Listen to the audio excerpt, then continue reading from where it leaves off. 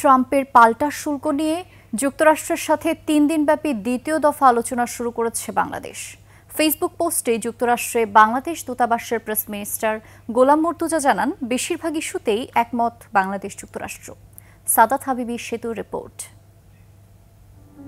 প্রধান উপদেষ্টার press wing থেকে পাঠানো সংবাদ বিজ্ঞপ্তিতে জানানো হয়েছে, বুধবার দিবাগত রাতে ওয়াশিংটন ডিসিতে নয়া মার্কিন শুল্ক নীতি নিয়ে বাংলাদেশ আর ট্রাম্প প্রশাসনের মধ্যে প্রথম দিনের আলোচনা হয়েছে।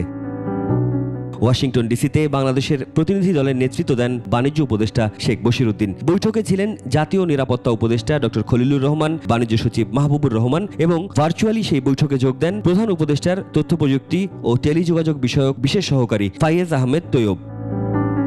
ফেসবুক পোস্টের মাধ্যমে যুক্তরাষ্ট্রে বাংলাদেশ দূতাবাসের প্রেস মিনিস্টার গোলাম মুর্তুজা জানান, বাংলাদেশ যুক্তরাষ্ট্রের শুল্ক ইস্যু নিয়ে প্রথম দিনের আলোচনা শেষ হয়েছে। বৃহস্পতিবার রাত 9টায় উভয় পক্ষের মধ্যে আবারও আলোচনা শুরু হবে। আলোচনা চলবে শুক্রবারও। অধিকাংশ বিষয়ে দুপক্ষ একমত এমন দাবি তুললেও প্রেস মিনিস্টার মুর্তুজা অবশ্য এখনই শুল্ক ইস্যু নিয়ে কোনো মন্তব্য করা যাবে না বলে উল্লেখ করেছেন। প্রেসিডেন্ট ট্রাম্প তার চিঠিতে বলে দিয়েছেন, কতগুলো সুনির্দিষ্ট জায়গার কথা বলেছেন, এর মধ্যে শুল্ক অশুল্ক বাধা দূর করা এবং একই সঙ্গে কোনো একটা বিনিয়োগ পরিকল্পনা তৈরি করা। তার কারণ তিনি বলেছেন যে বিনিয়োগ যদি হয় বাংলাদেশ থেকে, তাহলে ওই পণ্যের উপরে আসলে শুল্ক আরোপ করা হবে না। সুতরাং আমরা সেভাবে যেন আমাদের কৌশলটা ঠিক করি।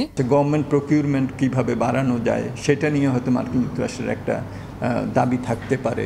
বাংলাদেশ আর কি অফার করতে পারে যেটাতে এটা অন্তত পক্ষে 20-এ নেমে আসতে পারে। এক সপ্তাহের মধ্যে যদি আমরা একটা চুক্তিতে উপনীত হতে পারি, তাইলেই তখন কাজ হবে। এবং এই চুক্তিটা কে করবে?